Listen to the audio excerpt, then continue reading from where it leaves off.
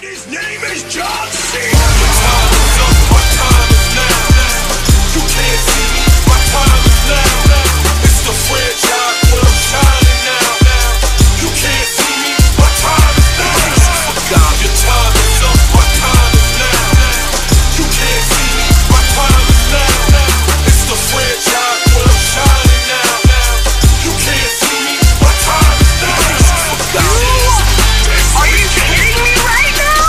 Are you kidding me right now? I can't even handle it. I cannot handle this. Your time is up, my time is now. You can't see me, my time is now. It's the franchise where I'm shining now. You can't see me, my time is now. God.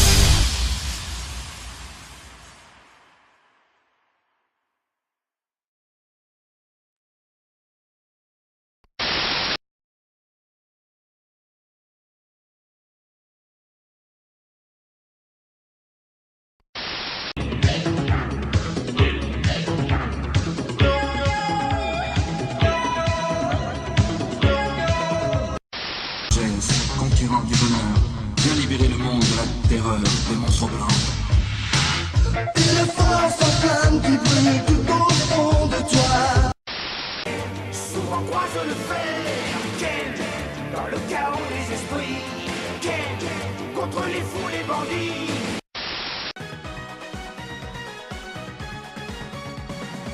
Je suis Léo, petit lion de l'Afrique. Oh, c'est le roi Léo. Eh, c'est tellement cool que j'ai complètement oublié. Salut tout le monde. Alors aujourd'hui, je vais vous présenter un sujet qui me tient à cœur depuis pas mal de temps déjà. Il s'agit des séries que j'aime. Et quand je dis j'aime, c'est que j'adore et que j'aime trop bien. Voilà. Donc c'est parti. Alors je vais quand même vous présenter dirais-je certaines séries que j'ai choisies au hasard et que je vais en parler. Les séries que j'aime, alors il y en a beaucoup que j'aurais aimé vous citer, mais étant donné qu'il y en a quasiment une quantité que j'adore, je pourrais pas malencontreusement faire de vous en parler, mais c'est pas grave, je vais quand même vous en citer quelques-unes que j'aime par-dessus tout. Alors je vais commencer par la première, il s'agit d'une série assez vieille, puisqu'elle date au moins des années 90, je vais parler bien sûr de Spider-Man, la série animée de 1995. Avant de vous présenter la série, je vais quand même vous présenter le générique que je trouve absolument badass. Waouh! Ah, hey. Ça n'a pas pris une seule ride, je trouve. Yeah! Ça castagne, ça fusille, ça explose. Vraiment un grand moment de télévision et de série culte, comme on dit. Alors l'histoire, tout le monde la connaît, c'est l'histoire de Peter Parker qui est un jeune journaliste de 19 ans qui se fait mort par une araignée radioactive et qui se transforme et qui a obtenu des pouvoirs qui permettent de devenir Spider-Man, autrement dit l'homme araignée ou l'araignée tout court. Alors puisque cette série est tellement culte, je vais quand même vous montrer quelques extraits d'un épisode que j'ai choisi au hasard. Promis, voici un épisode, donc il s'agit d'un épisode, de l'épisode 4 en français qui s'intitule Kraven le chasseur. Là, une belle vue sur New York. Je sais pas si c'est Manhattan, Broadway ou je sais pas quoi. Qu'est-ce que tu fais? Calme-toi. Ça suffit, arrête. Tu es devenu fou. Si j'ai fait tout ce voyage, c'est dans un but précis, te ramener à la maison. Non mais tu vas te calmer, Eddie, hein? C'est quoi ce ton là? Sergei, laisse-moi finir mes recherches et je te guérirai. Ah, voici Peter Parker. Oh, j'espère que cette place d'assistant est toujours libre. Dis-moi, tu as trouvé quelqu'un d'autre? Docteur Crawford, tout va bien, docteur? Allez-vous-en, vous. Eh oh, tu te calmes, chien, compris? Bon, évidemment, on va s'intéresser au combat entre Kraven et l'araignée. Tu sais que je t'aime, Maria, je n'ai aucune intention de te faire le moindre mal. Ah, tu crois ça? Oui, magnifique sauvetage. Je n'ai rien contre vous, alors calmez-vous. Qui que vous soyez, vous devez rester en dehors de cette histoire. Après ce que vous venez de lui faire, je dois vous arrêter et vous livrer à la police. Parce que tu crois qu'il va t'écouter, sérieux? En dehors de nos affaires. N'empêche que Kraven le chasseur, non seulement c'est un des plus grands ennemis de Spider-Man, mais en plus il a quand même une force incroyable, hein, sans déconner. Hein. On dirait un catcheur de la WWE.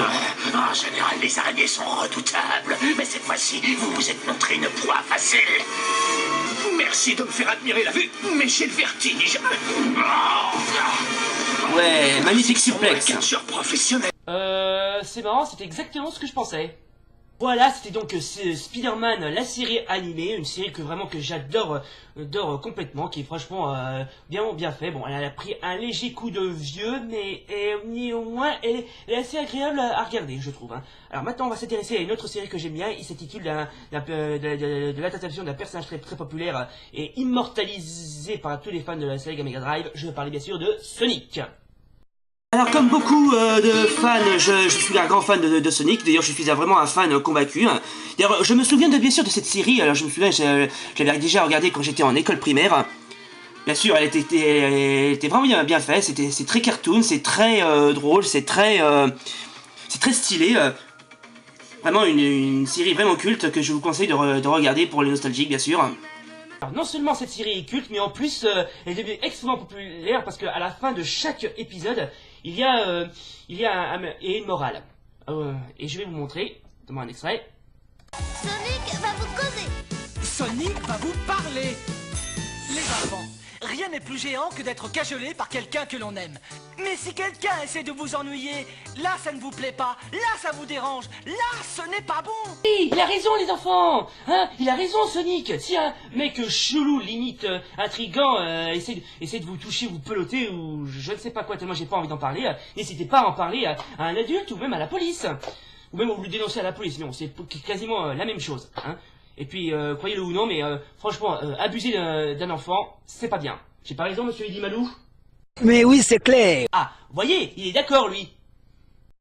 Alors, la série a continué sur d'autres formats, notamment une autre adaptation qui s'intitule Sonic le Hérisson Satam, autrement dit la série animée. Nous assisterons à une autre série qui s'intitule Sonic Underground, plus connue sous le titre français de Sonic le Rebelle, qui est pas mal non plus.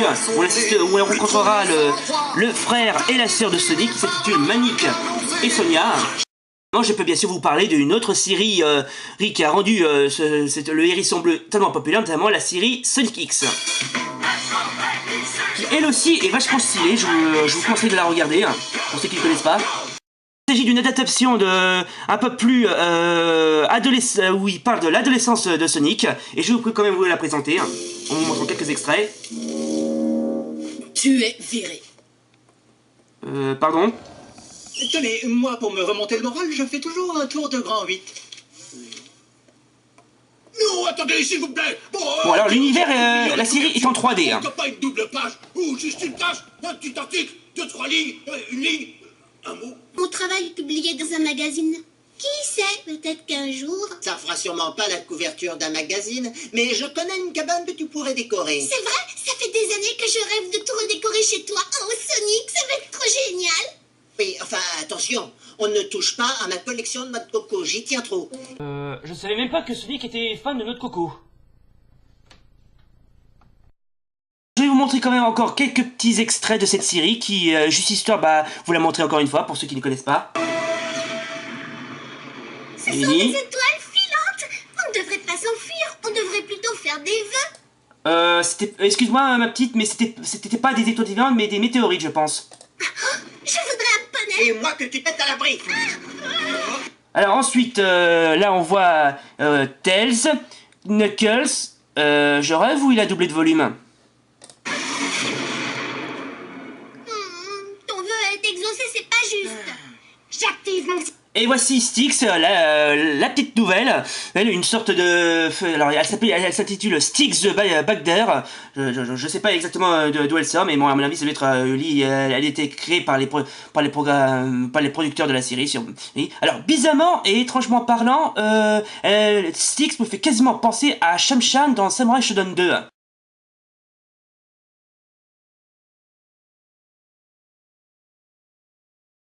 Voilà, c'était donc Sonic Boom. Bon, la série est pas trop mal, je dirais.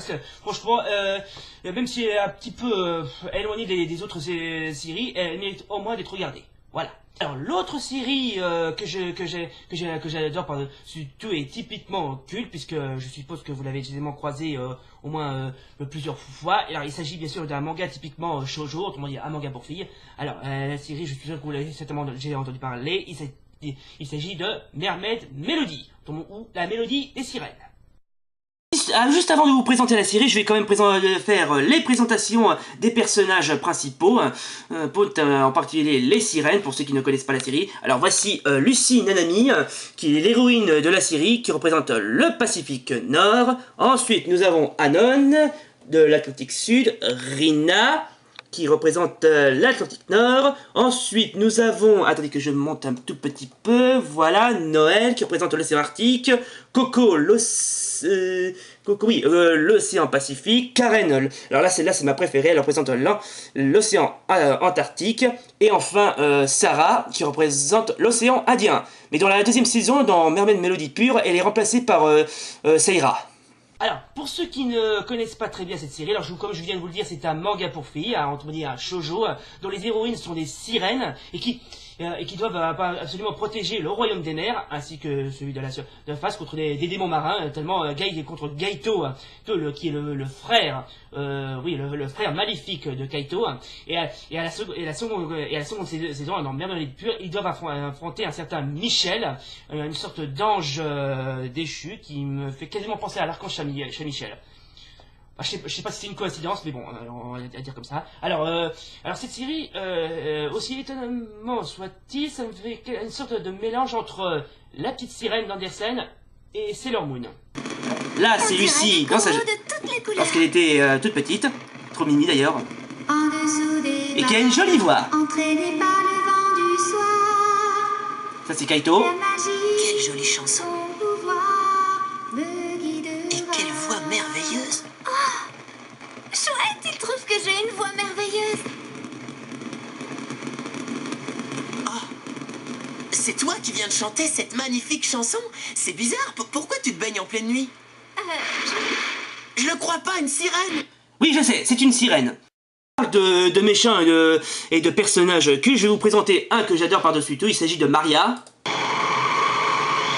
Auriez-vous oublié vos écharpes de laine et vos manteaux, mes petites chéries? Vous devez geler. Et alors, qui est donc cette fameuse Maria, sans déconner? Bon, je sais que c'est un démon marin, mais qui est-elle exactement? C'est un démon qui veut venir des profondeurs des eaux glacées, ou c'est la Reine des Neiges 2.0?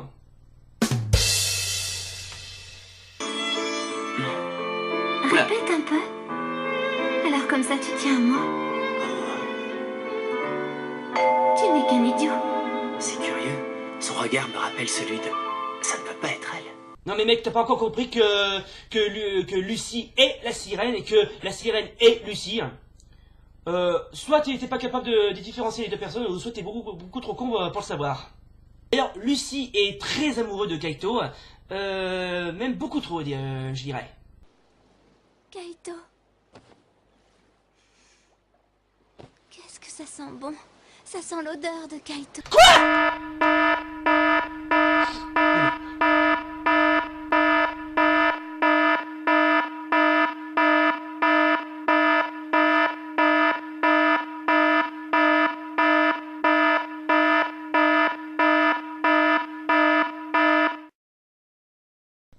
Voilà les gens, c'est la fin de notre critique spéciale série que j'aime. Alors si vous voulez que je parle d'autres séries que j'aime, n'hésitez pas à m'en parler, j'en parle l'oreille. Bon, j'aurais bien aimé vous en parler encore un petit peu plus, mais la liste était comme je viens de vous le dire, la précédente, au début, la liste est tellement longue que je n'aurai quasiment pas le temps d'en parler, mais j'essaierai d'en parler, ça dépendra de moi. Bon d'ici là, rendez-vous pour une prochaine vidéo, et salut!